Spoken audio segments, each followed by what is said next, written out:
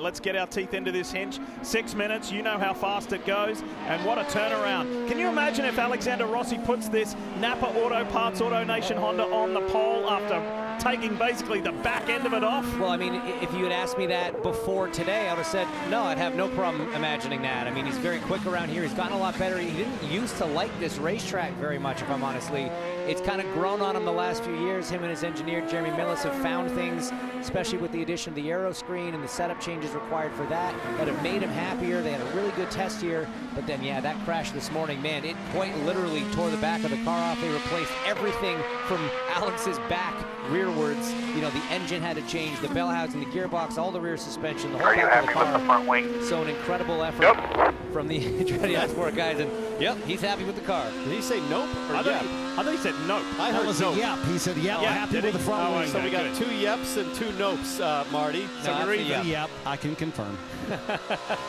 Standing down here in the pit. So he went out on the Firestone Reds for just one flyer. It looks like Alex Palou has done the same thing.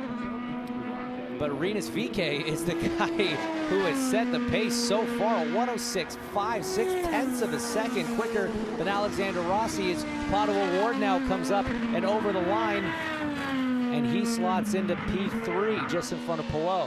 VeeKay was only 0.4 of a second off the track qualifying record.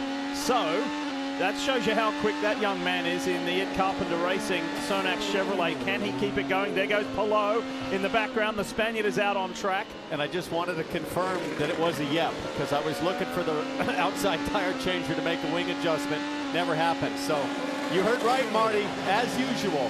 So I try, Townsend, I try. Two different strategies at play here. Pato O'Ward and the McLaren guys doing 2 laps on this set of tires. Alex Palou, Alexander Rossi, they did 1 lap and in, put on the other set of Firestone Reds, and they're going to go out and do another 1, maybe 2 laps. But slightly different approaches to the tire strategy here in the Firestone Fast 6. That was a terrific shot of the museum complex of corners. How they've got to snake their way through there. We've seen Marcus Ericsson come to grief there. Grosjean, Will Power. It's been an eventful day in that section. Pato O'Ward right here made it up in that museum corner and through the very fast chicane. He comes to the line. It looked even with VeeKay, and just quicker, O'Ward goes P1. So could it be back-to-back poles at Barber Motorsports Park for the young Mexican? Here is Scott McLaughlin in the Soncio Chevrolet. He has been the quickest of his team cars all weekend long, and begins his quick lap right now. You know, I spoke to his engineer, Ben Bretzman, at the start of the weekend, and he said, this is honestly our biggest test of the year so far. We hadn't tested at Barber. They hadn't tested even on a road course yet so far in 2022. So to come here off the success that they've seen, St. Pete, Texas, Long Beach, even though he had his little mistake, the car was quick and fast.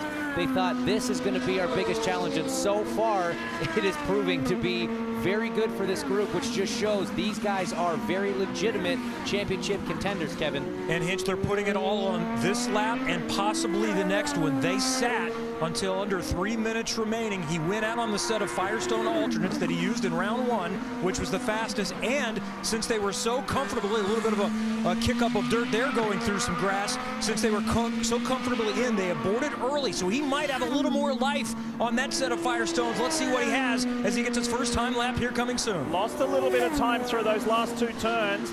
Got to keep it all together here. He likes the high-speed corners here. Said he feels comfortable in those maximum commitment turns. He goes to position number 3. I'll tell you what, he is hustling this race car. McLaughlin so close to the edge of the track where the grass is at every corner exit, and the way he came through the museum corner, bouncing over the chicane, right front locked up. Just look at the right front, how the sidewall is just compressing into the ground. A lot of flex there. McLaughlin pushing it. When you consider his champion teammates, they're not even in this session, and McLaughlin's up there fighting, getting everything out of the car, and right now trending really well on this lap. A lot of green. I wonder if Pato O'Ward is sitting there nervous. He's in pit lane along with his teammate Felix Rosenquist. VeeKay's looking the best. 0.2 of a second up.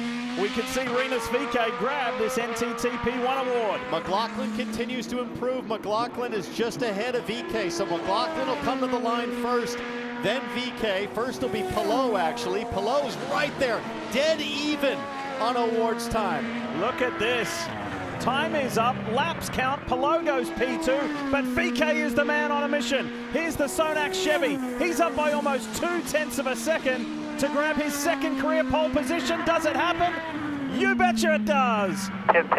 Rinus P1 right VK. now. Beautiful. Awesome effort. Alexander Rossi will cross the line as the last car. He'll move up to P5, Nice job, but guys. it's all this man, Rinus Oh VK. yeah, boys. Oh, yeah. The 21-year-old Dutch driver, there's his mum and dad, on the pole position at Indianapolis, and now here at Barber Motorsports Park. Yeah, it gave Dad goosebumps. What a run. So he was quickest in the second practice session and grabs his second career NTT P1 pole position. Fantastic.